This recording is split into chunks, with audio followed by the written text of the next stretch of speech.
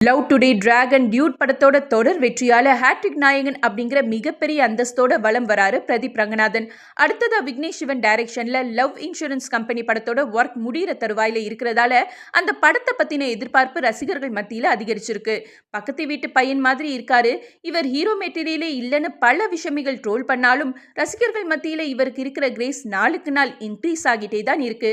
நடுத்தர குடும்பத்துல இருந்து உச்சத்துக்கு போன நான் ஆரம்பத்துல 300 அல்லது 400 ரூபாயில சட்டை எடுப்பேன். இப்ப கொஞ்சம் வசதி வந்ததால 3000 அல்லது 4000த்துல சட்டை எடுக்கிறேன். அதுக்கு மேல துணி வாங்க எனக்கு மனசு வரலன்னு ரொம்ப ஹம்பிளா ஷேர் பண்ணவர் பிரதீப் ரங்கநாதன். இப்படிப்பட்ட நிலையில ஆரம்ப காலத்துல இருந்தே தன்னுடைய எல்லா படங்கள்ல சின்ன சின்ன ரோல்ல நடிச்சதோட அசிஸ்டன்ட் டைரக்டரா ஒர்க் பண்ண ரமேஷ் நாராயணசாமிக்கு அவர் ஒரு கார் கிஃப்ட் பண்ணியிருக்காரு. இது குறித்த வீடியோவை இன்ஸ்டாவில் பதிவு செய்த அவர், உங்களோட விசுவாசத்துக்கு என்னுடைய சின்ன பரிசுன்னு கேப்ஷனும் போட்டிருக்காரு.